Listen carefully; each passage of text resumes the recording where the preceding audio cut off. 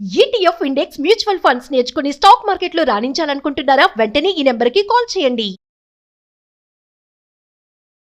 రమగారు, ఏదైనా series start చేద్దామా? చిన్నది, ఒక 2-3 ఎపిసోడ్స్ అట్లా ఉండేలాగా. అరేబియన్ నైట్స్లోది నాగరాణి ఎమ్లిక. నాగరాణి ఎమ్లిక అమ్మాయి పేరే ఎమ్లిక. ఓకే. ఒక నాగుల రాణి ఆవిడున్న ఒక కథ అనమాట. ఓకే. ఇందులో మన కథా చరిత్సాగరంలో లాగా కథలో కథ వస్తాయి. కథ లోపల కథ చెప్పకుండా ఎమ్లిక కథ ఒకటి చెప్దాం. ఆ లోపల కథలు ఇంకోసారి చెప్పుకుందాం. తప్పకుండా. పూర్వం అంట ఈ గ్రీకు నగరంలో గ్రీకు దేశంలో ఒక మహాజ్ఞాని ఒక ఆయన ఉండేవాడు. ఆయన దగ్గర ఎన్నో వేల పుస్తకాలు ఉండేవి. ఎన్నో వేల విషయాలు ప్రపంచం నుంచి సంగ్రహించి రాసేవాడు. మహాజ్ఞాని ఆయన. సంతానం కలగల. ఆయనకి చాలా దిగులుగా ఉండేది. నా తర్వాత ఈ పుస్తకాలన్నీ ఎవరు చూస్తారు? ఎవరికి జ్ఞానాన్నంతా నేను ఇవ్వగలుగుతాను? అట్లా ఆలోచించుకుంటూ ఉండేవాడు. అయితే ఏమైంది, భగవంతుడిని విపరీతంగా ప్రార్థన చేసేట. సంతానం సంతానం సంతానం సంతానం. సరే, ఆయన యొక్క ప్రార్థనని మన్నించి ఈయనకి కడు వృద్ధాప్యపు వయసులో ఒక సంతానాన్ని అనుగ్రహించాడు భగవంతుడు. ఈయన భార్య గర్భవతి అయింది. అయితే ఆవిడ గర్భవతి అయ్యాక ఈయనకు అనిపించింది, నా కొడుకు ఇదంతా చదువుతాడో లేదో, రేపొద్దున తరం మారితే ఇంతంత చదువులు ఉండకపోవచ్చు. అందుకే దాని అంతా కుదించి 5 పుస్తకాలు చేసేట. 100,000 పుస్తకాలని 5 పుస్తకాలు చేశాడు. 5 పుస్తకాలు చేశాక ఈ 5 పుస్తకాలకైనా వాడికి అక్కడికి వస్తాయో రావో అని ఇంకా ఆలోచించి 5 పేజీలు రాసేట. ఇంకా కొన్ని రోజులు ఆ గర్భంలో పిల్లవాడు ఉండగానే, పిల్లవాడని తెలుసా? అంటే సంతానాన్ని అడిగాడు భగవంతుడు. లేట్ వయసులో ఇచ్చాడు, మరి కొడుకు అనుకుంటున్నారు. ఓకే. ఆలోచించి ఏం చేశాడు, ఈ 5 పేజీలలో రాశాడు కదా, ఆ 5 పేజీలు కూడా చింపాతలు పారేసి ఒక చిన్న కాగితం మీద రాశాడు. రాసి భార్యకి ఇచ్చాడు. నేను బతుకుంటానన్న నమ్మకం లేదు. భగవంతుడు మనకు అనుగ్రహించిన కుమారుడి మొహం కూడా నేను చూడలేకపోతాను. ఆ లోపలే నా ఆయువు తీరిపోతుంది. ఆయన మహాజ్ఞాని కదా, ఆయనకి తెలిసిపోయింది తన ప్రాణం పోతుంది అని. పిల్లవాడు పెద్దవాడైతే చదువుకుని వాడికి పుస్తకాలు చదవాలి అన్న ఆలోచన వస్తే, జ్ఞాని కావాలన్న ఊహ కలిగినప్పుడు ఈ కాగితం వాడి చేతిలో పెట్టు అని చిన్న కాగితం ఇచ్చాడు. కొద్ది కాలానికి ఆయన చనిపోయాడు. ఓకే. ఆవిడ ప్రసవించకముందే ఆయన పోయాడు. అబ్బో, మొత్తం దేశం అంతా గోళ్ళను వెరిపించింది. ఇంత మహాజ్ఞానిని పోగొట్టుకున్నామో అని 7 రోజుల పాటు అవిశ్రాంతంగా ఏడిచారట జనం. బోళ్ళంతా కాదు, అశ్రుతర్పణం విడిచారు ఆయన కోసం 7 రోజుల పాటు. ఈవిడ పాపం చాలా దుఃఖించి కడుపులో ఉన్న పిల్లవాడి కోసం అట బతుకుంది. కొన్నాళ్ళకి ఈవిడికి డెలివరీ అయింది. పిల్లడు చక్కటి అందమైన పండు లాంటి పిల్లవాడు పుట్టాడు. హాసిబ్ అని పేరు పెట్టమన్నారు. మహాజ్ఞానం ఉండగానే చెప్పాడు. హాసిబ్ అని పేరు పెట్టింది. ఈ పిల్లాడికి జాతకం చూపించింది, జ్యోతిష్కుల్ని పిలిచి. వాళ్ళంతా చూసి ఏమన్నారంటే, ఈ అబ్బాయికి యుక్త వయసులో ఒక గండం గడుస్తుంది, ఒక గండం ఉంది. అది కనుక గడిస్తే వీడు అద్భుతంగా సంపాదిస్తాడు, అద్భుతమైన జ్ఞానం అవుతాడు. అంతవరకు ఏం లేదండి అన్నారు. వాడు హాయిగా తిప్పకాయ తిరిగినట్టు తిరిగేవాడు. చదువులో చేర్చింది. వాడికి ఒక్క అక్షరం ముక్క రాల. చదవటం మీద ఆసక్తే లేదు వాడికి. ఎంతసేపు వాడికి తిరుగుదామని ఉండేది. ఏం చేస్తారు, అట్లాగే 15-20 ఏళ్ళు వచ్చేసి తిరిగేవాడు, ఆడుకునేవాడు, ఇటు తిరగటం. ఎవరిని అక్కడికి వెళ్తున్నాడు అక్కడ వాళ్ళ వెనకాల పడిపోయేవాడు. తిరగడం తప్పిస్తే ఇంకేమీ లేదు. ₹1 సంపాదన లేదు, చదువు సంధ్య లేవు. అయితే ఏమైంది, అందరూ అన్నారు పెళ్లి చేస్తే బుద్ధి వస్తుంది. మేము కూడా అలాగే చిన్నప్పుడు మా ఇంట్లో ఒకడు ఉండేవాడు, పిచ్చల్లరి చేసేవాడు. 3వ ఏడు వస్తే అల్లరి తగ్గుతుంది అనుకునేవాళ్ళం. 5వ ఏడు వస్తే అల్లరి తగ్గుతుంది అనేది మా అమ్మ. అక్కడి నుంచి వాడు 10 ఏళ్ళు వస్తే బుద్ధి రాదుటే వీడికి అనేవాళ్ళు. 10 ఏళ్ళు వచ్చినా 20 ఏళ్ళు వచ్చినా వాడు అల్లరి ధోరణి ఇప్పటికీ పోలే. 50 వస్తున్నాయి కానీ వాళ్ళ ధోరణి వాడు అల్లరి పోదు. అట్లాగే చెప్పుకుంటూ ఉండేవాళ్ళం. అందరి ఇళ్లలోనూ అలా ఒకడు ఉంటాడు, ఒక అల్లరి పిల్లవాడు, ఒక అల్లరి వాళ్ళు, ఒక చెప్పిన మాట వినని వాళ్ళు. పెద్ద అయితే బుద్ధి వస్తుంది, వీడిని కూడా అలాగే పెళ్ళి అయితే బుద్ధి వస్తుంది అనుకుని పెళ్లి చేశారు. ఆవిడ చుట్టాల్లో చూసుకుని వెతుక్కుని ఓ బుద్ధిమంతురాలైన కాలిపొడుగు పిల్లనిచ్చి పెళ్లి చేశారు. పెళ్ళైన తర్వాత తిరుగుడు మానలావాడు. అయితే చుట్టుపక్కల వాళ్ళంతా ఏమన్నారు, వీళ్ళ తండ్రి మహాజ్ఞాని పేరు డానియల్ అనమాట. అమ్మ, పిల్లాడికి ఓ గాడిదని, ఓ తాడు, 2 బస్తాలు కొనిపెట్టండి. మా డానియల్ గారు అబ్బాయి మేము ఎంతో బాగా చూసుకుంటాము, పిల్లాడికి కట్టెలు కొట్టడం నేర్పిస్తాం, కనీసం వాడి తిరుగుడు అవుతుంది, మీకు ఇక 2 పూట్ల అన్నమైనా వస్తుంది మీకు, ఆయన సంపాదించిందంతా అవగొట్టేసుకున్నారు వీళ్ళు 20 ఏళ్లలో అనేసరికి ఈవిడేం చేస్తే ఒక కంచరగాడిది అనుకుని మరి 2 సంచులు ఒక తాడు అవి కొని పిల్లాడి చేతిలో పెట్టి వాళ్ళ వెనకాల పంపించింది. ఈ చుట్టుపక్కల కట్టెలు కొట్టుకునే జనాలంతా ఈ కుర్రాన్ని కూడా వెంటేసి పోయేవాళ్ళు. వాడి తిప్పకాయ తిరుగుడంతా ఉండేది. ఇక్కడ హాయిగా ఎక్కడికో పోవటం కదా, అక్కడి నుంచి వాళ్ళు కట్టెలు ఎట్టా కొట్టాలి, తర్వాత పట్టిన కట్టెలు ఎట్టా కట్టాలి, సంచులతో ఎట్లా కవర్ చేసి ఎట్లా గాడిద మీద వెళ్ళడేయాలి నేర్పించారు. 3-4 రోజుల్లో నేర్చుకున్నాడు. ఇక రోజు వీళ్ళతో పాటు పోయి కట్టెలు కొట్టడం తెచ్చుకునేవాడు. ఏదో భోజనానికి గడిచిపోయి కట్టెలు వచ్చేవి, అదేలేండి, డబ్బులు వచ్చేవి, వీడికి తిరగాలి కదా, అదెక్కాలి ఇదెక్కాలి తిరగాలి, ఆ తిరుగుడు అంతా సాటిస్ఫై అయిపోయేది. కొన్ని రోజులు ఇట్లా గడిచినాయి. ఒకనాడు ఏమైందట, కొంచెం వానగానే ఉంది, వర్షంగా కొద్దిగా వానగా ఉన్నప్పుడు కట్టెలు బాగా అమ్ముడవుతాయి. తర్వాత 2-3 రోజులు వాన పడింది అనుకో, జనాలు ఎవరు ఇళ్లలో నుంచి వెళ్ళరు, ఇంట్లోనే కూర్చుంటే మంట వేసుకోవడానికి కట్టెలు కావాలి, వంటలు ఎక్కువ తింటారు, ఇంట్లో ఉంటే ఎక్కువ తింటారు కదా, బయటికి వెళ్ళిపోతే ఏముంది ఏదో ఇంత వండుకు పట్టుకెళ్ళిపోతారు, ఇంట్లో ఉంటే తిండి. దాంతో వీళ్ళు ఏమనుకున్నారు, ఈ కట్టెలు కొట్టేవాళ్ళు, పదరా బాబు పోదాము, కొంచెం ఇంకా ఇలాగా కొద్దిగా జల్లుగా ఉండగానే వెళ్ళిపోతే 4-5 బస్తాలు తెచ్చుకున్నామంటే శుభ్రంగా అమ్ముకోవడానికి ఉంటుంది, మనకి తిండి ఉంటుందని చెప్పారు. వెళ్తే ఏమైంది, పైకి వెళ్ళాక అదొక కొండ, అలా వెళ్తుంటే వాన పెరిగిపోయింది. వీళ్ళు కట్టెలు కొట్టేసుకున్నారు, తలా ఒక 4 బస్తాలు గుర్రాలను గడిదల మీద వేసుకున్నారు. ఇక ఒక దశలో ఎలాంటి వాన వచ్చిందంటే రోజువారీ దారి మర్చిపోయి ఏదో ఒక పక్కకి వెళ్ళిపోయారు. అయ్యో, వెళ్ళిపోతే వీళ్ళు ఏమనుకున్నారు, అక్కడ ఏదో గుహ అంటుంది, అందులో ఒకళ్ళిద్దరికి ఆ దారి తెలుసు, అది అవతల ఊరికి వెళ్ళే దారి, ఇక్కడ ఒక గుహ ఉంది, గుహలో తలదాచుకుందాం, అంతగా అయితే తెల్లారేదాకా ఉందాము, పొద్దున ఏవో రొట్లు గిట్లు తెచ్చుకుంటారు, అందరి దగ్గర 2-3 మిగులుతాయి, సాయంత్రం వెళ్ళేటప్పుడు కొరుకు తినేందుకు ఉన్నవేవో ఉంటాయి, రాత్రికి వెచ్చగా పడుకున్నామంటే తెల్లవారి వాన దగ్గరికి వెళ్ళిపోదాం, చీకటి పడిపోతుంది అనుకుని బాగా చీకటి మాటున ఆ గుహలోకి వెళ్ళారు. గుహలోకి వెళ్తే అందరూ అప్పటిదాకా తడిసిపోయి ఇదైపోయి ఉన్నారు, అందరూ పై బట్టలన్నీ తీసి ఆరేసుకున్నారు.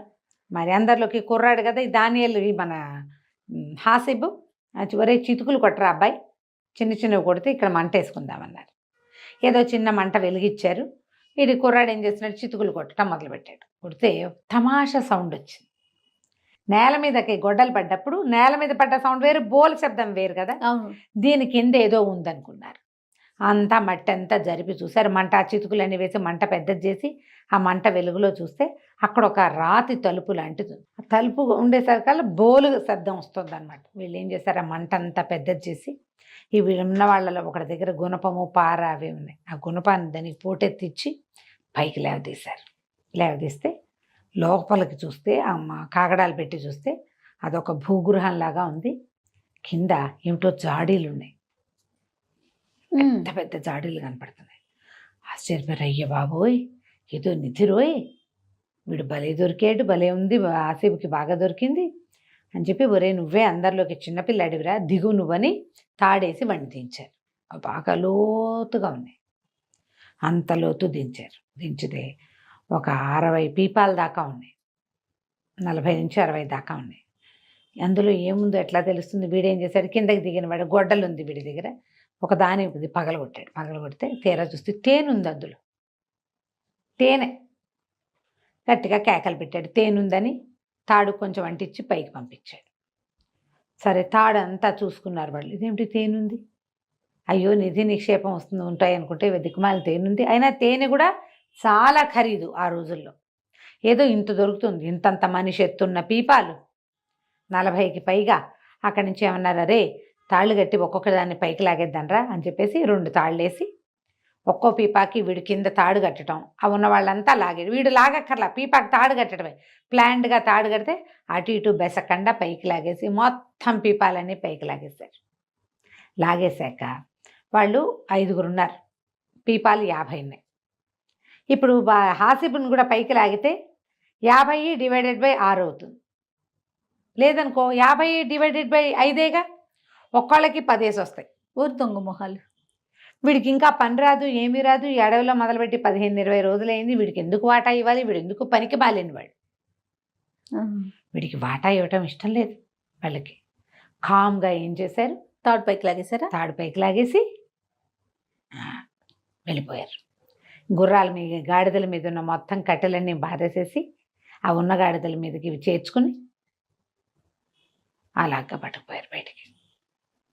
వీడు ఈ పనంతా అయ్యేసరికి రాత్రి మొదలెట్టారు. తెల్లారిపోయింది.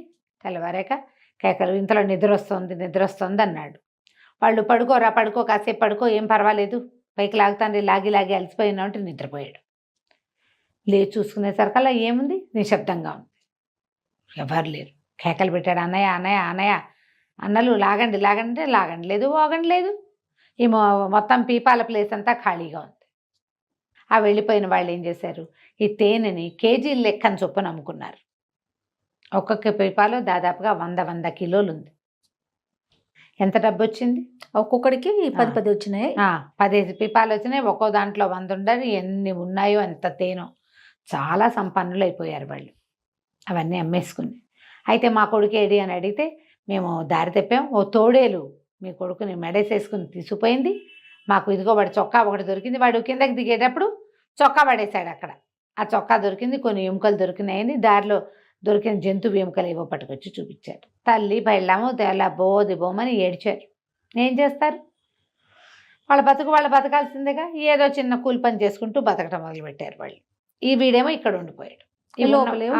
ఉన్నవాడు ఏం చేశాడు, వీడు వెతికాడు, ఏమీ లేదు అక్కడ. అదొక పెద్ద గుహలాగా, దీనిలాగా ఉంది, గదిలాగా. సరే ఇంకా పిలిచి పిలిచి పిలిచి ఎవ్వరు రారని అర్థమైపోయింది. అయితే ఏమైంది, ఒక మూల నుంచి ఒక మండ్రగుబ్బ వచ్చింది. మండ్రగబ్బలు అంటారు, తేలులో పెద్ద వెరైటీ మండ్రగబ్బ అంటారు దాన్ని. మహావిషం అది. ఆ మండ్రగబ్బ పాక్కుంటూ వచ్చింది. అప్పుడు వాడు చూశాడు, ఒక నెరలో నుంచి వస్తుంది. అది ఎక్కడి నుంచి వస్తుంది, గోడకు ఒక హోల్ ఉంది. ఆ హోల్లో నుంచి బయటకు వచ్చింది. సరే అతన్ని వీడి దగ్గర గొడ్డలు ఉంది కదా, గొడ్డలతో చంపేశాడు. చంపాక వాడికి అనిపించింది, ఇది ఎటా వచ్చింది, ఇక్కడ పుట్టింది కాదు, ఇదంతా నున్నటి గోడలు, ఒక పగుల్లో నుంచి వచ్చింది, అంటే బయటికి పగులు ఉందన్నమాట అని చెప్పి ఏం చేశాడు, ఈ గొడ్డలు పెట్టి కొట్టో కొట్టో కొట్టో కొట్టో అని బాగా కొట్టాడు. కొట్టేసరికల్లా మొత్తం అంటే వేరే ఇచ్చిపోయింది. అదే అవతలకి దారి కనపడుతుంది. సరే అటు నడవడం మొదలుపెట్టాడు. నడవగా నడవగా నడవగా నడవగా ఒక వెండి వాకిలి కనపడింది. వెండిది పెద్ద తలుపుని తోసాడు. తోస్తే తలుపు తెరుచుకుంది. అక్కడి నుంచి ఇంకా నడకుంది లోపలికి. తర్వాత ఒక బంగారు వాకిలి కనిపించింది. ఆ బంగారు వాకిలి కూడా తెరిచాడు. లోపల చూస్తే పెద్ద తోట. అది ఎంత విచిత్రంగా ఉందంటే, పెద్ద సింహాసనం ఒకటి కనపడుతుంది పైన గట్టు మీద. దాని చుట్టూతా దాదాపుగా ఒక 12,000 చిన్న చిన్న పీటలు ఉన్నాయి. లెక్క పెట్టాడు, వరుసకి ఎన్ని ఉన్నాయి లెక్కపెట్టి, ఇన్ని వరుసలు ఉన్నాయి లెక్కపెట్టి, ఎన్ని పీటలో 12,000 ఉన్నాయి. అక్కడి నుంచి ఓ పక్కన చక్కగా ఇట్లా నీళ్ళ చెరువు లాంటిది ఒకటి, ఏమంటారు మన అది, సరోవరం లాంటిది. ఇవన్నీ కూడా ఆసనాలన్నీ పచ్చలతో, ముత్యాలతో, పగడాలతో అట్లా చేయబడి ఉన్నాయి. పచ్చలంటే ఆకుపచ్చలు, ఎమరాల్డ్స్. ఆ సింహాసనం మరీ అందంగా ఉంది. వీడికి అర్థం కాలేదు, ఏమిటి ఇదంతా. పోయి సింహాసనం మీద కూర్చున్నాడు. కూర్చుంటే అవి ఎట్లా ఉన్నాయి, ఇట్లా లైన్లుగా ఎవరో సభికులు కూర్చునేందుకు వీలుగా, ఇవి ఉంటాయి కదా స్టేడియంలో ఎలా ఉంటాయి, ఇలా సోల్పులుగా, ఆ సోల్పులు లెక్కబెట్టి చూస్తే వాడికి తెలిసింది ఇన్ని వేల మంది ఇక్కడ కూర్చుంటారు. ఇక్కడ కూర్చునే వాళ్ళు ఎవరో ఉన్నారు. ఆ మనిషి ఎవరో తెలియదు వీడికి. అక్కడే కూర్చుని ఉన్నాడు. ఇంతలో ఏమైంది, పెద్ద మేళాలు, తాళాలు, సన్నాయి లాంటివి ఏవో వాయిద్య ఘోష వినిపిస్తుంది. ఎక్కడి నుంచో చూస్తే దూరం నుంచి బోల్డంతమంది ఆడవాళ్ళు వస్తున్నారు. కాకపోతే ఈ వస్తుంటే వాడికి ఎట్లా కనపడింది అంటే, మొహాలు కనిపిస్తున్నాయి కానీ వాళ్ళు నడుస్తున్నట్టు కనపడలేదు, ఏమిటో జారుతున్న ఫీలింగ్ వచ్చింది. మేళతాళాలు వినిపిస్తున్నాయి, కొందరు నోట్లలో ఇట్లా ఊదేవి కూడా ఉన్నాయి. వాడు అట్లా చూస్తుంటే వాడికి తెలిసింది క్రమంగా అవి ముఖాలే ఆడవాళ్ళవి. శరీరం నడు నుంచి పైభాగం మనుషుల్లాగా ఉండి, కింద భాగాలు తోకలు పాములు వస్తున్నాయి. ఇప్పుడు ఆశ్చర్యపోయి వెళ్ళి పక్కన నుంచున్నాడు, ఏం జరుగుతుందో చూద్దామని. వీళ్ళంతా బోడని బాకాలు బాజాలు బోదుకుంటూ మధ్య మధ్యలో డ్యాన్సులు చేసుకుంటూ ఎంత పెద్ద సమూహం వచ్చిందో. ఆ సమూహం అంతా పక్కకి తప్పుకున్నాక వెనకాల ఒక మేనా మోసుకొస్తున్నారు, ఓ 15 మంది. ఆ మేనాలోంచి ఒక మహాద్భుత సౌందర్యవతి దిగింది. నడుం దాకా మనిషి, కింద భాగం పెద్ద సర్పం తెల్లటిది. అక్కడి నుంచి వీళ్ళంతా మేనా దింపి ఆవిడని తీసుకొచ్చి సింహాసనం మీద కూర్చోబెట్టారు. చక్కగా బట్టలు అవి సవరించారు. అందరూ చుట్టూతా మొత్తం అన్ని ఆసనాలు ఫిల్ చేసేశారు. కూర్చుని ఉన్నారు. ఈవిడ ఈ స్టేజ్ మీద ఈ సింహాసనం మీద కూర్చున్న ఆవిడ భలే పాడడం మొదలుపెట్టింది. ఎంత తీయటి గొంతో చక్కటి పాట ఏదో పాడింది. అక్కడి నుంచి ఏదో స్పీచ్ ఇచ్చింది. మనం ఎంతో జాగ్రత్తగా ఉండాలి, ప్రస్తుతం ఇక్కడ ఉంటాము, వేసవి విడిదిగా మనం కాప్ పర్వతాలకు వెళ్దాము, మీరంతా సంతోషంగా ఉండాలి, నా పాలనలో ఇవన్నీ సరిగ్గా అలా ఏవేవేవేవేవో చెప్పింది. వీళ్ళందరూ పక్కగా నిలబడి ఉన్న హాసిబ్బని చూసేశారు. వాళ్ళు ఎవరేమన్నా మాట్లాడకుండా ఊరుకున్నారు. సరే, మొత్తం స్పీచ్లు గీచులు అయిపోయినాయి. ఏవో రకరకాల తీయటి పదార్థాలు అవి ఇవి పంచుకున్నారు. అక్కడి నుంచి ఒక నలుగురు వచ్చి అబ్బాయి రా అని ఈ హాసిబ్బ చేతులు పుచ్చుకొని ఆవిడ దగ్గర తీసుకుపోయారు. వస్తే ఓ పీట మీద కూర్చోబెట్టింది. అబ్బాయి, ఎవరు నువ్వు, ఏమిటి నీ పేరు, ఎందుకు వచ్చావు అంటే, వీడు నేను ఫలానా అండి, అక్కడ తేనె డబ్బాలు కనపడ్డాయి, నా స్నేహితులంతా తీసుకుపోయారు, నేను తీసుకోలేకపోయాను, ఇలా అయిపోయింది, నేను వెతుక్కుంటూ ఇటు వచ్చాను, ఎటు వెళ్ళాలో తెలియక వచ్చానంటే ఆవిడ చాలా సంతోషించింది. నా పేరు ఎమ్లిక, నేను నాగుల రాణిని, ఇది శీతాకాలపు విడిది, అదే వర్షాకాలం ఇక్కడ ఉంటాను నేను, ఎండాకాలపు విడిది వేసవకాలపు విడిది కాప్ పర్వతాల్లో ఉంటాను అని చెప్పి, నువ్వు చాలా అలసిపోయి ఉంటావు, ఆహారం లేకుండా ఉంటావు, ఈ పిల్లవాడికి ఆహారం పెట్టండి అంటే వాళ్ళు చక్కగా మంచి ఫుడ్ పట్టుకొచ్చారు. అంతా తిన్నాడు హాయిగా. మంచి బట్టలు మార్పించారు, మురికి బట్టలు తీసి చక్కగా స్నానం చేయించి దూదులాగా తేలికైపోయింది ఇట్లబడి ఒళ్ళు, పక్షిలాగా ఎగిరేలాగా అయ్యట, అంత తోమేశారనమాట ఒళ్ళు. సరే, అక్కడి నుంచి మంచి బట్టలు కట్టించారు, చక్కగా భోజనం పెట్టారు, ద్రాక్షాసమం ఇచ్చారు. అబ్బాయి, నీ మార్గాయాసం ఎంతో కష్టపడి వచ్చావో నువ్వు, కానీ కాలక్షేపం అవడానికి ఒక మంచి కథ చెప్తా విను, నాకు కథలు చెప్పడం అంటే ఇష్టం, వినేవాళ్ళు కావాలి, ఇంతకాలానికి నువ్వు దొరికావు ఓ అని చెప్పి ఇంతకుముందు బులాకియా అనే ఒక రాజకుమారుడు ఇక్కడికి వచ్చాడు. ఎమ్లిక చెప్తోందనమాట. బులాకియా కథ అని ఒక పెద్ద కథ చెప్తుంది. ఆ బులాకియా కథలో ఇంకో 3 కథలు వస్తాయి. మనం బులాకియా కథ చెప్పట్లేదు, ఇవి కథలు చెప్పాం. ఓకే, మళ్ళీ చెప్పుకుందాం ఇంకోసారి. ఎన్నో కథలు చెప్పింది. కొద్ది రోజులు ఆమె దగ్గరే ఉండిపోయాడు. దాదాపు ఒక 3 నెలల పాటు అక్కడే ఉన్నాడు. ఎన్ని రకాల కథలో విన్నాడు, ఆవిడతో కలిసి హాయిగా ఉన్నాడు. అయితే ఈవిడేమంది, ఒకరోజు చెప్పింది, నువ్వు ఎంత చక్కగా కథ వింటావు, ఎంతో శ్రద్ధాళువి, చక్కగా గుడ్ కంపెనీ ఇస్తావు నువ్వు, మరి మేము కాప్ పర్వతాలకు వెళ్తాం, నువ్వు నాతో పాటు రా, నాతోటే ఉండిపోదు కానీ, నేను కాప్ పర్వతాలకు వెళ్ళాక ఈ పాము శరీరం మార్చుకొని మంచి శరీరంలోకి మారుతాను, వర్షాకాలం ఇలా ఉంటా, నువ్వు నన్ను పెళ్లి కూడా చేసుకోవచ్చు, నాతో ఉండొచ్చు అని అడిగింది. అడిగితే వీడికి పెళ్ళం మీద అమ్మ మీద పోయింది మనసు. తీయడి పదార్థాలు తినగా తినగా తినగా తినగా వాడికి వేయించిన చేపలు, ఉడకబెట్టిన గుడ్లు, ఫ్రై చేసిన మాంసం అలాంటివి గుర్తొస్తున్నాయి. ఇక్కడ అలాంటివి దొరకవు, ఇది ఇంకేదో అనోఖా ఫుడ్. అమ్మ పెళ్ళాము గుర్తొచ్చేస్తున్నారు. ఇతను బాగా బతిమలాడాడు ఆమెను. అది కాదమ్మా, నీతో ఉండటం నాకు ఇష్టమే, నీతో వివాహం అక్కర్లే, నేను నీతో ఉంటాయి, కథలు వింటూ ఉంటాను, కానీ మా అమ్మ నా భార్య ఏమైపోయారో తెలియదు. మా అమ్మ నేను ఎంతో మహాజ్ఞాని కుమారుణ్ణని, నన్ను ఎంతో చదివించడానికి ప్రయత్నం చేసిన, ఒక్క ముక్క చదువురాలే నాకు, నేనేదో గాడిదలు గాయటం, ఏమంటారు కొట్టలు కొట్టడం నేర్చుకున్నాను, అది ఒక్కటే విద్య నాకు వచ్చింది, మరి ఇప్పుడు వదిలేస్తే వాళ్ళు ఏమైపోతారు, నాకు అక్కడికి వెళ్ళాలనుందని బాగా బతిమలాడాడు. బతిమలాడేసరికల్లా సరే ఆవిడ ఏం చేసింది, సరే నువ్వు వెళ్ళిపోతానంటే నేనేం చేస్తాను చెప్పు, నేను అలాగే వెళ్దుగానని ఒక సైనికురాలిని, ఒక సేనాపతిని తోడిచ్చి పంపించింది. ఇందులో నుంచి బయటపడి ఒక పాడుపడ్డ భవనంలో తేలాడు. ఆ భవనంలోంచి బయటకు వచ్చి తన ఊరు ప్రయాణం అయ్యాడు.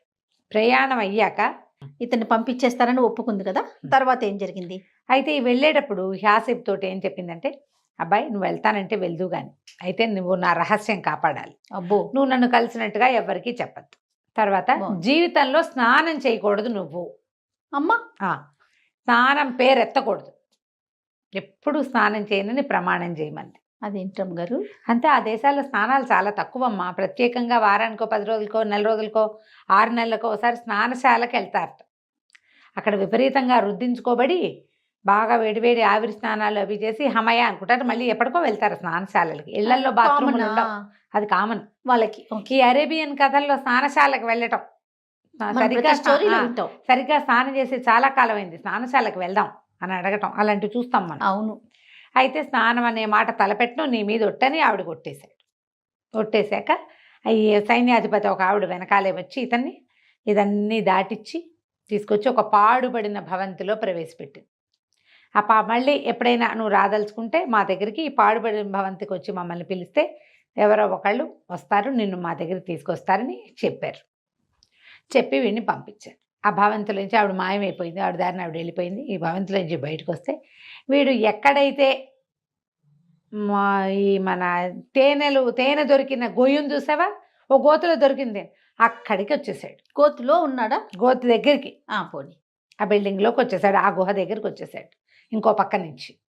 సరే ఆ గుహలో నుంచి బయటకు వచ్చి మెల్లిగా నడిచి ఇంటికి వచ్చాడు. ఇంటికి వచ్చారు వాళ్ళ అమ్మాను పెళ్ళాము ఆశ్చర్యపోయారు, కేకలు పెట్టారు, ఆనందంతో కావలించుకుని శోకాలు పెట్టి ఏడ్చేసి ఈ నానా ఇది అయిపోయారు. ఆ ఎమ్లిక ఇతనికి ఏదో కొద్దిపాటి బంగారం ఇచ్చింది, ఎక్కువ ఏం తెచ్చుకోలే అతను. అక్కడి నుంచి ఇవన్నీ చూసిన సంతోషంలో వాళ్ళ అమ్మ చక్కగా అవి ఇవి వండి పెట్టింది. దగ్గదాంతో అమ్మ నా స్నేహితులంతా నన్ను మిస్ అయి ఉంటారు, వాళ్ళందరినీ పిలుచుకురా అమ్మ నేను వచ్చానని అని చెప్పాడు. వాళ్ళు వీడికి వాటా ఇవ్వాల్సి వస్తుందని కదా, ఇప్పటికి 3 నెలల కాలం గడిచిపోయింది. ఈ లోపల ఈ భార్య ఏం చెప్పింది అంటే వాళ్ళంతా సంపన్నులు అయిపోయారండి, ఎట్లా సంపన్నులు అయిపోయారో తెలీదు, పెద్ద పెద్ద ఇళ్ళు కట్టించేసుకుంటున్నారు, బాగా డబ్బులు ఉన్నాయి వాళ్ళ దగ్గర అంటే అమ్మని వెళ్ళి పిలుచుకురా అన్నాడు. సాయంకాలం విందు చేసుకుందాం, 2-3 రోజులు రిలాక్స్ అయ్యాక 3 రోజులు అమ్మ పెట్టినవన్నీ తిని అప్పుడు ఈ లోపల వీడు వచ్చేసాడు అన్న మా వార్త బయటికి వెళ్ళిపోయింది. చుట్టుపక్కల వాళ్ళ వల్ల ఇతని మోసం చేసిన కట్టెల వాళ్ళంతా అన్నారు, కాంతిపోయారు, అయ్యో బాబా ఎట్లా వచ్చేసాడు వాడు, ఎటా కొట్టా బయటపడ్డాడు, ఇప్పుడు వాడి వాటా ఇవ్వకపోతే తను సంపన్నులు అయ్యారో తెలిసిపోతుంది ప్రపంచానికి. అట్లా గుహల్లోనూ అక్కడ దాగిన వస్తువులు రాజుకు చెందినవి. మనం 5గురం పనిచేసుకున్నామంటే ఇంకేమైనా ఉందా? సరేనని వాళ్ళు ఏం చేశారు, వీడికి కూడా వాటా పెట్టాలని ప్రతి వాళ్ళు కొత్తగా సంపాదనలు మొదలుపెట్టారుగా, కొంత డబ్బులు తీసి బాక్సుల్లో పెట్టి అన్నీ పుచ్చుకొని సాయంకాలం భోజనానికి వెళ్ళారు. ఇంకా ఆవిలించుకుని ఆహాహా నిన్ను చూడడం మా అదృష్టం అంటే వాళ్ళ అమ్మ అడిగిన తోడేలు తినేసింది అన్నారు, మీరు వాడు ఎట్టా వచ్చాడు అంటే ఎవరినో తినేసింది, అది వీడని మేము అనుకున్నామని వాళ్ళు బొంకారు. తోడేలు వెంట పెడితే నేను పారిపోయారబ్బా ఎక్కడికో వెళ్ళిపోయాను అన్నాడు కొడుకు. వాళ్ళందరినీ కావలించుకున్నాడు, వాళ్ళు ఇచ్చిన సంపద అంతా పుచ్చుకున్నాడు. సరేలేండి నేను ఎవరికీ చెప్పను అని చెప్పి ఒట్టేశాడు. అక్కడి నుంచి సరే ఈ చిన్న ఇంట్లో చిన్న జీవితం ఎందుకు, ఇంత డబ్బు చేరిపోయింది కదా మన దగ్గర, ఎమ్లికి ఇచ్చింది కూడా కొంచెం ఉంది. సరే ఇతను ఏమన్నాడు, మనం దీంట్లోకి పెద్ద టౌన్లో ఇల్లు తీసుకుందామని టౌన్లో చక్కగా ఒక ఇల్లు ఏర్పరచుకుని భార్య అమ్మతోటి హాయిగా ఉన్నాడు. హాయిగా ఉండేసరికల్లా కొంతకాలం అయ్యేసరికి ఒకనాడు ఏమైంది, ఎక్కడో ఏదో చిన్న బిజినెస్ చేసేస్తున్నాడు ఇతను, అవకాశం ఉందిగా, డబ్బు ఉంది. ఈ బిజినెస్ వ్యవహారం మీద వ్యాపారపు పని మీద ఓ చోటకి ఎక్కడికో వెళ్ళాడు. తిరిగి వస్తుంటే ఆ ఊళ్ళో పెద్ద స్నానశాల ఉందట. ఆ స్నానశాల ఓనర్ తాలూకు తోడల్లుడు ఈ హాసిబ్ ఇంటి పక్కన ఉంటాడు. ఆయన తోడల్లుడింటి భోజనశాలకు వచ్చినప్పుడు ఈ హాసిబ్ తాలూకు పెద్ద ఇల్లు, కులాసాగా కనపడే అందంగా కనపడే ఆ కుర్రాడు అతని భార్య వాళ్ళని గమనించేవాడు ఆ స్నానశాల ఆయన బయట నుంచి అందరికీ స్వాగతం అండి, రండి రండి, హోటల్లో బయట రిసెప్షన్లో ఉంటారుగా, అట్లా వాకిట్లో నిలబడి రండి రండి స్నానం చేయండి, మా దగ్గర స్నానం చేస్తే మీరు పక్షి లాంటి అనుభూతి పొందుతారు, వెన్నతో కోసం అర్థం చేస్తామని కేకలు పెడుతున్నాడు. గాడిద పాలతో స్నానం చేయిస్తామని అదని ఇదని. ఎప్పుడైతే ఈ హాసిబ్ని చూశాడో రండి రండి దయచేయండి అంటే ఆయన్ని స్నానం చేయండి అన్నాడు. హాసిబ్ స్నానం చేయకూడదు కదా, అక్కడి నుంచి ఆయన వెంటపడ్డాడు. చేయకపోతే ఎట్లా, మీరు స్నానం చేసి తీరాలి, ఫ్రీ మీకు, మా తోడళ్ళు పక్కిళ్ళు కాబట్టి మీరు ఇవాళ స్నానం చేయాల్సింటే, లేదండి నేను ఏదో ప్రమాణం చేసుకున్నాను జీవితంలో స్నానం చేయనని నేను చేయను అన్నాడు. అనగానే లబలబలాడిపోయాడు. అదేంటి అలా చేస్తారా, మీరు కనుక మా స్నానశాలలో స్నానం చేయకపోతే నా 3 భార్యలకి విడాకులు ఇచ్చేస్తాను, నేను ప్రతిజ్ఞ చేస్తాను అన్నాడు. చుట్టుపక్కల జనాలంతా చేరారు. వాడి మొహం వాడి స్నానం చేయకపోతే ఆడి భార్యలకి విడాకులు ఏంటండి? ఏమైనా సరే నేను మీకు ఫ్రీగా చేయిస్తా కదా, రూపాయి ఖర్చు పెట్టక్కర్లేదు మీరు అంటాడు. అనేసరికల్లా ప్రమాణాలు చేసేయటం, అక్కడంతా ప్రమాణాలు ఉంటుంటాయి అన్నమాట. అది సరే రమ్మ గారు. ఈ వాక్యం చదివేటప్పుడు జయ ఇలా అంటుంది నేను ఊహించా జయ, నేను ఇప్పుడు మొహం మండ, వాడెవడో స్నానం చేయటువంటి వీడి పిల్లలకు విడాకులు ఇవ్వటం ఏమిటి, అక్కడ అలా అయిపోయేవి. మరి అక్కడి నుంచి చుట్టూ జనాలంతా చేరారు. జనాలంతా అదేంటండి ఆయన అంత పెద్ద ప్రతిజ్ఞ చేస్తే, అదే కదా, ఆ పెళ్ళాలు ఉసురు పోసుకోవద్దు, మీరు స్నానం చేసి తీరాలి, మీరు ప్రమాణం తప్పితే ఏం ప్రాబ్లమ్స్ వస్తాయి అవన్నీ మేము తీరుస్తామంటారు. అక్కడి నుంచి జనాలంతా పట్టండ్రా, ఇంత పెద్ద మనిషి, 3 పెళ్ళాల మొగుడు, 10 మంది బిడ్డల తండ్రి, ఈయన విడాకులు తీసుకుంటే కుదురుతుందా, ఈ కుర్రాడిని స్నానం చేయించలేవా మనం, పట్టండి వినని ఏ ఎత్తి తీసుకుపోయారు. వీడు లబో దిబో అని కేకలు పెట్టాడు హాసిబ్. ఏం కేకలు పెట్టినా ఏమీ లాభం లేదు. బట్టలు పీకి పారేసేశారు. ఓ చిన్న లంగోటాతోటి వాడిని తీసుకుపోయి పెద్ద నీళ్ల తొట్టలో ముంచారు. అక్కడి నుంచి పరపరా బ్రష్లు పుచ్చుకుని ఒళ్ళంతా తోమేశారు, వీపంతా రుద్దేశారు, మొహం అంతా కడిగేశారు, గుమగుమలాడే పొగలేశారు, అన్నీ వేసి బట్టలు వేసి నుంచోబెట్టంగానే బిలబిల్లాడుతూ 15 మంది సైనికులు వచ్చారు, పట్టేసుకున్నారు. వాళ్ళ సైనికులు. ఓకే. అక్కడి నుంచి వజీర్ గారు బయట పదండి పదండి పదండి అంటే నిర్కాంత్ పడి నేనేం చేయలేదండి అంటే మాకు తెలుసు నువ్వేం చేసావో మాకు తెలుసు అని ఎత్తుకుపోయారు. ఎత్తుకుపోవటం ఏమిటి, తీసుకుపోయి ఒక రాజుగారి అంతఃపురంలోకి తీసుకెళ్లారు. అక్కడ రాజుగారు ఒక పడక మీద పడుకుని ఉన్నాడు. ఆయన ఒంటి మీద ఒక పల్చటి వస్త్రం కప్పింది. ఆయన మొహం మీద గుడ్డేసుకుని పడుకుని ఉన్నాడు. నిర్ఘాంతపోయాడు. అసలు ఏంటండి ఎక్కడికి తెచ్చారు, అసలు మీరు ఎవరో కూడా నాకు తెలీదు, అసలు ఈ ఊరు కాదండి మాది పక్కనుండే పల్లెటూరు, నేను దానియేల్ గారి అబ్బాయిని, నేను ఎవ్వరి జోలికి వెళ్ళిన వాడిని కాను, ఏదో గాడిదలు కాసుకోవటము కట్టలు కొట్టడమే వచ్చు, కొత్తగా చిన్న వ్యాపారం పెట్టుకున్నాను, నన్ను వదిలేండి అన్నాడు. వజీర్ అన్నాడు మాకు తెలుసండి, మీరు దానియేల్ గారి అబ్బాయిని మాకు తెలుసు, అందుకే తీసుకొచ్చాం, మీరు మహాజ్ఞాని కొడుకు అంటే మీరు కూడా విపరీత జ్ఞాని గ్యారంటీగా, అందులో అనుమానం ఏం లేదు, ముందు ఈయన సంగతి చూడండి అన్నారు. ఈ రాజుగారి ఒంటి మీద వస్త్రం తీస్తే రాజుగారికి ఒళ్ళంతా కుష్టు వ్యాధి వచ్చింది. మీరు మహావైద్యుడు, ఈయనకు వైద్యం చేయాలంటారు. వీడు లబో దిబో, నాకు అక్షరం ముక్క చదవటం రాదండి, మా నాన్న మహాజ్ఞాని, ఆయన చచ్చిపోయాక పుట్టే నేను ఒక్క ముక్క చదువుకోవాలా, నాకు చదువే రాలా, నాకు వచ్చిందల్లా గాడిదలు గాయటం కట్టలు కొట్టడం, ఇంకేం రాదు, ఈ వ్యాపారం కూడా ఏదో రైతుల సహాయంతో చేసుకుంటున్నాను, నాకు రాదండి అంటాడు. ఏమైనా సరే నువ్వు చెయ్యాల్సిందే వైద్యం అనేసరికి నాకెక్కడి నుంచి వస్తుంది వైద్యం అని తిరుక్కున్నాడు. నాకు రాదు, అసలు నన్ను ఎందుకు తీసుకొచ్చారంటే నువ్వు నాగరాణి ఎమ్లికని చూసి వచ్చావు కదా, నువ్వు ఎమ్లికని చూసావు కాబట్టి ఎమ్లిక వల్ల ఈ వైద్యం అవుతుంది అనేసరికి వీడు నిర్కాంతపోయాడు. అమ్మా స్నానం చేయటం వల్ల వీళ్ళకి తెలిసిపోయిందిరా దేవుడా అని. ఎమ్లిక ఎవరండి, నేను ఎప్పుడు చూడలేదండి అన్నాడు. అనేసరికి ఒప్పుకోలే వాళ్ళు. ససేమిరా అన్నాడు. ప్రమాణాలు చేశాడు, మా అమ్మ మీద ఒట్టు, మా ఆవిడ మీద ఒట్టు, మా నాన్న మీద ఒట్టు, చచ్చిపోయాడు అయినాడు ఆయన మీద ఒట్టు, నా మీద ఒట్టు, నేను ఎమ్లికని కలవలేదు, చూడలేదు, ఆవిడెవరో నాకు తెలియదు అంటే వజీర్ ఒప్పుకోలే. మాకు తెలుసు నువ్వు ఇట్లాంటి వేషాలు వేయకు, ఎమ్లికని కలిసి వచ్చిన వాడికి పొట్ట మీద చర్మం నల్లబడుతుంది, నీ పొట్ట మీద చర్మం నల్లగా ఉంది, నీ స్నానశాలలో నువ్వు స్నానం చేయగానే అది బయటపడింది, పొట్ట మీద చర్మం నల్లగా ఉన్నవాడిని మాకు అప్పచెప్పమని ముందరే తాకీదులు ఉత్తర్వులు ఇచ్చి ఉన్నాం, పైగా నువ్వు దానియేల్ గారి అబ్బాయివని స్నానశాల నిర్వాహకుడు చెప్పాడు, నీ మహాజ్ఞానము నువ్వు ఎమ్లికని చూడడము రెండూ కలిసి నువ్వు వైద్యం చేయగలవు అనేసరికి నేను చూడలేదన్నాడు. ఈయన ఏం చేశాడు, అరే చాకు పెట్టండి రా, కత్తెర పెట్టండి రా అని చొక్కా కింద నుంచి పైదాకా కత్తిరించేశాడు. చొక్కా తీసేసరికి పొట్ట మీద 2 అరిచేతుల మేర నల్లగా ఉంది చర్మం, తెల్లటి వాడు. వీడన్నాడు చిచ్చి కాదండి, ఇది నా పుట్టుకతోటే ఉంది, ఇది పుట్టుమచ్చా అనేసరికి వజీర్ అన్నాడు నువ్వు వెధవ కబుర్లు చెప్పకు, మాకు